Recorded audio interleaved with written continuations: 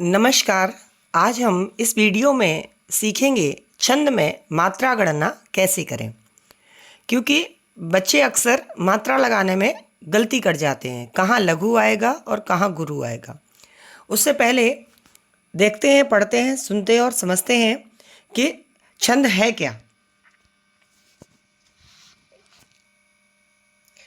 छंद कविता की स्वाभाविक गति के नियमबद्ध रूप है। छंद कविता की स्वाभाविक गति के नियमबद्ध रूप है, यानी कि जहाँ पर एक नियम बनाया जाता है कि किस तरीके से कोई छंद हमें पढ़ना है और कहाँ रुकना है। ये सारे रूप क्या कहलाते हैं? छंद कहलाते हैं, नियमबद्ध रूप। सामान्य धारणा के अनुसार, यानी सामान्य जो मानता है वो क्या है? जातीय संगीत तथा भाषा वृत्ति के आधार पर निर्मित लय आदर्श की आवृत्ति को छंद कहते हैं।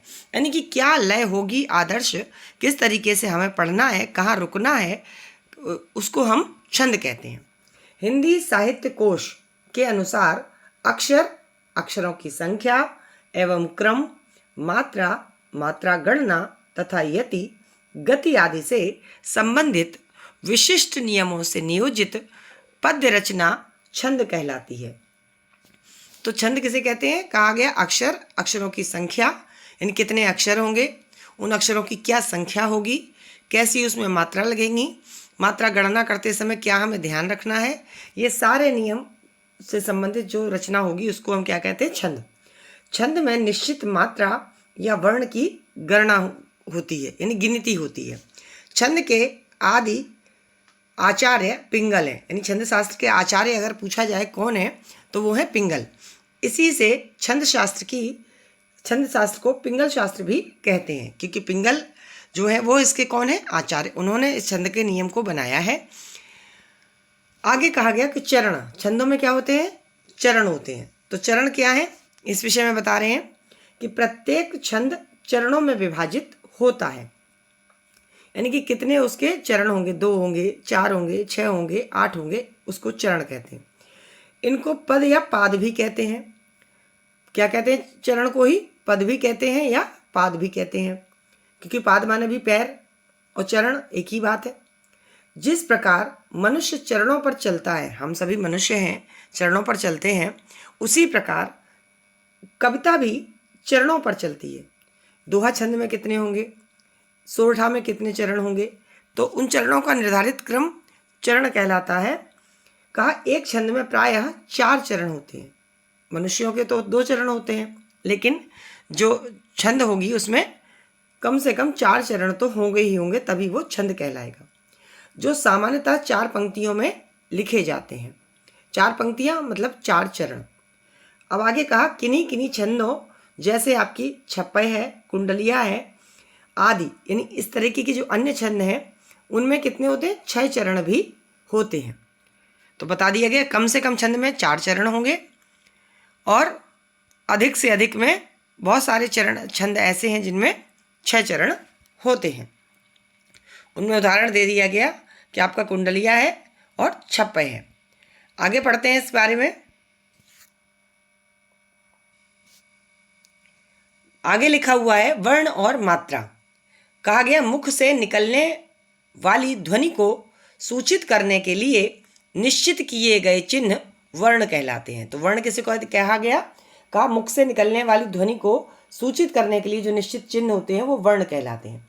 वर्ण 2 प्रकार के होते हैं। कौन कौन से वर्ण होते हैं? एक होता है ह्रस्व और एक होता है दीर्घ, यानी गुरु। एक होता है ह्रस्व और दूसरा क्या होता है? दीर्घ, यानी जिसको हम गुरु कहते हैं। तो लघु और गुरु। वर्णों की गणना करते समय वर्ण चाहे लघु हो अथवा गुरु, उसे एक ही माना जाता है। इन्होंने बताया, समझाया कि जैसे लिखा है रम लिखा है, राम लिखा है और रामा लिखा है।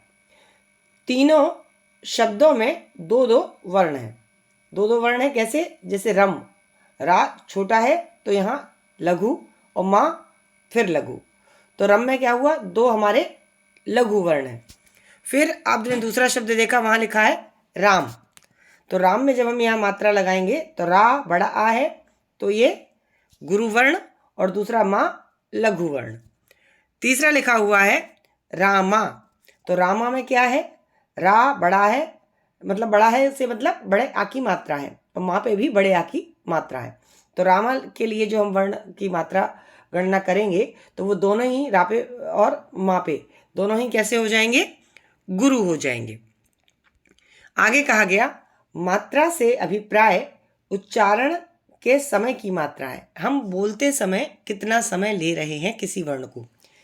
आगे कई बार ये कहा जाता है कि एक बार पलक झपकाने में जितना समय लगता है उसको हम लघु कहते हैं, और 2 बार पलक झपकने में जितना समय लगता है उसको हम गुरु कहते हैं। आगे कहा कि लघु, लघु के बारे में समझा रहे हैं। लघु वर्ण एक मात्रिक होता है। एक मात्रिक का मतलब एक मात्रा वाला। यथा माने जैसे छोटा आ, छोटी ई, छोटा ऊ, या का है, की है, कू है। आप इनमें देखें स्वर तो लगे हुए हैं, लेकिन स्वर लगने के कारण, लेकिन अगर छोटे स्वर हैं तो लघु स्वर हैं तो क्या होगा कि वो एक एक मात्रा वाले गिने जाएंगे, लघु कहलाएंगे। आगे लिखा हुआ है संयुक्ताक्षर, चंद्रबिंदु वाले वर्ण, ह्रस्व मात्राओं से युक्त सभी वर्ण लघु वर्ण होते हैं। क्या क्या बताया? संयुक्त अक्षर जैसे कि अभी लिखा हुआ है ये कक्षा, कक्षा जैसे कि हमने केवल छा बनाया या कक्ष लिखा, कक्ष लिखा, तो इसमें जो छा है ये कैसा वर्ण है? ये संयुक्त वर्ण है। लेकिन संयुक्त वर्ण कैसा माना जाएगा? लघु माना जाएगा। इतनी बात आ गई समझ में। और का चंद्रबिंदु वाले वर्ण, तो चंद्रबिंदु वाले वर्ण कौन से होते हैं? चंद्रबिंदु वाले जैसे हमने लिखा अंधेरा, अंधेरा लिखा, तो अंधेरा में अगर हमसे कहा गया कि मात्रा लगाओ तो अंधेरे में क्या होगा? ये चंद्रबिंदु है, तो चंद्रबिंदु भी कैसा माना जाएगा? लघु माना जाएगा। आगे फिर और चीज लिखी हुई है कि चंद्रबिंदु वाले हो गए। और ह्रस्व मात्राओं से युक्त, ह्रस्व मतलब छोटी मात्रा, जैसे कि छोटा आ, ये आ जो है इसकी तो मात्रा कोई होती नहीं, चाहे हम का लिखें या रा लिखें या ता लिखें, तो ये सब कैसे हैं? ये सब लघु माने जाएंगे। और आगे क्या कहा कि छोटी ई या छोटे ऊ, जैसे कि ये इन्होंने बताया का या की, तो का भी छोटा आ है, इसमें लघु होगा। की पे भी छोटी की मात्रा है, ये भी कैसा होगा? लघु होगा। आगे कहा गया कि गुरु के उच्चारण में लघु के उच्चारण की अपेक्षा दूना समय लगता है। 2 बार पलक झपकने में जो समय लगता है उतना समय गुरु वर्ण में लगता है। आगे कहा इसलिए मात्राओं की जहाँ गणना होती है, जहाँ गिनती होती है, वहाँ लघु की 1 मात्रा तथा गुरु की 2 मात्राएं होती हैं। लघु का संकेत ये जो आपकी खड़ी रेखा है ये है, और गुरु का संकेत वक्र रेखा, यानी कि जो आप एस की तरह देखते हो, जो टेढ़ी रेखा होती है उसको हम गुरु का चिन्ह बताते हैं। आगे कहा लघु के लिए ल और गुरु के लिए गा संकेत का भी प्रयोग होता है। कहाँ लघु होगा कहाँ गुरु होगा, छंद शास्त्र में उसके लिए ला और गा कहकर समझाया जाएगा। आगे कह रहे हैं कि गुरु, आगे लिखे वर्ण गुरु माने जाते हैं। आगे लिखे मतलब जो भी ये क ख ग घ इंगिया में जो आपके दिए गए हैं, ये कौन कौन से वर्ण गुरु माने जाएंगे इनको देखिएगा। लिखा दीर्घ स्वरों वाले, दीर्घ स्वरों वाले क्या है? आ, ई, उ, ए, ओ, औ, ये सारे वर्ण बताया, ओ औ, ये सारे वर्ण कैसे हैं? दीर्घ। अच्छा होता क्या है, कई बार यहाँ पे भी जो ए ओ है या औ ओ है, इसको भी हम उच्चारण की दृष्टि से देखते हैं कि क्या हमने जोर देकर बात को कहा। ठीक है, इसको हम छंद गणना करते समय थोड़ा सा ध्यान रखते हैं कि किसको हम गुरु कहेंगे और किसको लघु कहेंगे। आगे कहा गया तो समझ में आ गया, बड़ा आ, बड़ी ई, उ, ए, ऐ, ओ, औ, तो ये सारे वर्ण हमारे कैसे माने जाएंगे? दीर्घ, यानी गुरु वर्ण माने जाएंगे। आगे एक चीज और लिखी उन्होंने, संयुक्त वर्ण से पूर्व के वर्ण। संयुक्त वर्ण से पूर्व के वर्ण कैसे होते हैं? अब संयुक्त वर्ण क्या है? संयुक्त वर्ण आपने अभी तक सुना होगा कि जो 2 व्यंजनों से मिलकर जो वर्ण बनते हैं उनको हम कैसा कहते हैं? संयुक्त वर्ण। एक तो संयुक्त वर्ण आपका जैसे दक्ष लिखा हुआ है, दक्ष, तो दक्ष में का और शा से मिलके क्या बनता है? का और सा से मिलके बनता है क्या? हमारा छा, ये जो छा है वो इन दोनों से मिलकर बनता है, तो ये कैसा वर्ण है? संयुक्त वर्ण है। अब कहा इन्होंने संयुक्त वर्ण से पूर्व के वर्ण, पूर्व के वर्ण मतलब पहले के वर्ण। अब यहाँ दक्ष लिखा है तो ये संयुक्त वर्ण हो गया। अब इससे पूर्व का ये जो दा दिख रहा है, कहने को कैसा है? ये ह्रस्व है, छोटा है, क्योंकि दा के साथ छोटा आ मिला हुआ है। लेकिन जब हम मात्रा गणना करेंगे तो इस दा को कैसा कर देंगे? गुरु कर देंगे। क्यों? क्योंकि ये संयुक्त वर्ण से पूर्व का वर्ण है, और ये संयुक्त वर्ण कैसा रहेगा? ये लघु ही रहेगा, इसको गुरु नहीं करेंगे। एक और नियम बताया इन्होंने, अनुस्वार वाले वर्ण। लेकिन अनुस्वार और चंद्रबिंदु में क्या अंतर है? देखिए, चंद्रबिंदु वाले वर्ण लघु ही माने जाते हैं। अनुस्वार का मतलब हो गया, जैसे एक शब्द है दयानंद, तो दयानंद में ऊपर जो बिंदी लगी है इसको हम क्या कहेंगे? इसको कहेंगे अनुस्वार। तो अनुस्वार वाला वर्ण कैसा माना जाएगा? बताया इन्होंने कि अनुस्वार वाला जो वर्ण है वो गुरु माना जाएगा। तो जब हम छंद गणना करेंगे तो दा पे लघु, या पे बड़ा आ है तो गुरु, और ये अनुस्वार वाला वर्ण है ये भी गुरु हो जाएगा, और जो दा है वो लघु ही रहेगा। तो इस तरीके से दयानंद में हम लघु और गुरु की मात्रा लगाएंगे। अच्छा, अगर हम दयानंद ऐसे नहीं लिखते, दूसरी तरीके से लिखते, हम इस तरीके से लिख देते दयानंद, अगर ऐसे लिखते तो भी ये संयुक्त व्यंजन है, ना और दा की संयुक्त संज्ञा हो गई है, तो इसलिए इससे पहले वाला भी हम क्या कर देंगे? इसको गुरु कर देंगे, तो भी हम इसकी मात्रा ऐसे ही लगाते। अच्छा, आधा अक्षर छंद शास्त्र में गिना नहीं जाता, तो इसमें कोई मात्रा नहीं लगाएंगे, फिर दा पे हमारी मात्रा लघु ही लगेगी। आगे एक चीज और बताई गई कि विसर्ग वाले वर्ण, विसर्ग वाले वर्ण कर दिए जाएंगे, विसर्ग वाले वर्ण भी गुरु कर दिए जाएंगे। जैसे अंतः में ये जो तह आप देख रहे हैं विसर्ग है, इसलिए ये कैसा हो जाएगा? गुरु हो जाएगा।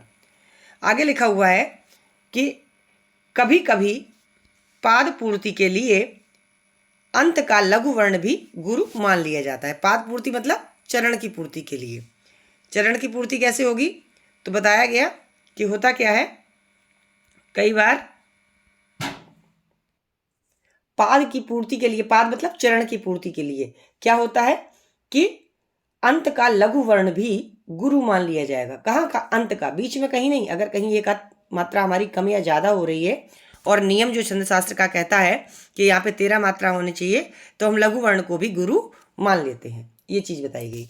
और आगे लिखा हुआ है हलंत वर्ण गिने नहीं जाते। हलंत वर्ण का मतलब जैसे रा है, इस पे हलंत लगी हुई है, या हलंत वर्ण कह दो या आधा अक्षर कह दो, दोनों की बात एक ही है। इन दोनों को छंद शास्त्र में गिना नहीं जाता।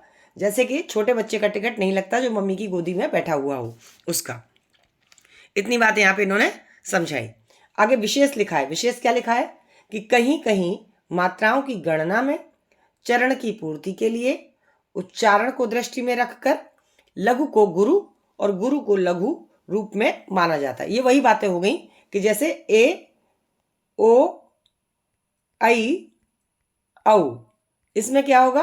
कभी कभी देखो देने कहने को ये आपके संयुक्त स्वर हैं, आ और ई से मिलकर ए बनता है, आ और ऊ से मिलकर ओ बनता है, इन्हीं की वृद्धि हो जाती है तो ओ औ बन जाते हैं। तो आगे इन्होंने समझाया कि कभी कभी क्या होता है कि हम मात्रा गिन रहे हैं, कहीं हमारी मात्रा कम हो रही है या कहीं हमारी मात्रा ज़्यादा हो रही है, तो विशेष पे हमें ध्यान देना है। कि विशेष पे ध्यान क्या देना है कि कहीं कहीं अगर चरण की पूर्ति में कमी आ रही होगी तो या उच्चारण की दृष्टि को भी हमें ध्यान में रखना होगा, तो लघु को गुरु और गुरु को लघु माना जाता है। इतनी बात ध्यान रखनी है। अब आगे इन्होंने समझाया कि गण, गण क्या है, ये अभी इस वीडियो में नहीं समझाएंगे, ये अगले वीडियो में समझाएंगे। तो आशा है आप इतनी बात समझ गए हैं। अब आपको मैं कुछ शब्द दे रही हूँ जहाँ पर आप क्या करेंगे, उनमें मात्रा लगाकर देखेंगे।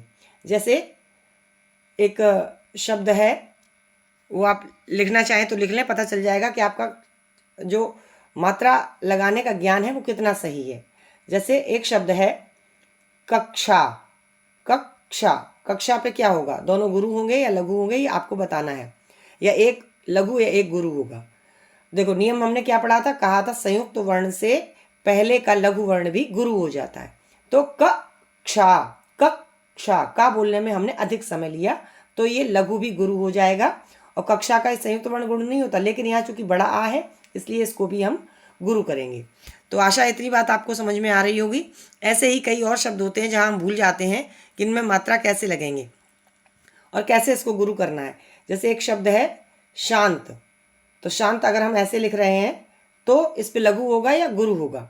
तो शा चूंकि अपने आप में गुरु है तो गुरु ही रहेगा। आधा अक्षर छंद शास्त्र में गिना नहीं जाता, ता पर कौन सी मात्रा आएगी? लघु की मात्रा आएगी। इस बात को हमें ध्यान रखना है। आशा है आपको छंद में मात्रा कैसे लगाएं ये पता चला होगा और आपने इसको समझा होगा। इसी आधार पर जब भी आप कोई दोहा, चौपाई, सोरठा, कुंडलिया, बरवै, जो भी आपके छंद हैं उनमें मात्रा गणना इसी प्रकार से करेंगे। मिलेंगे अगले वीडियो में। नमस्कार।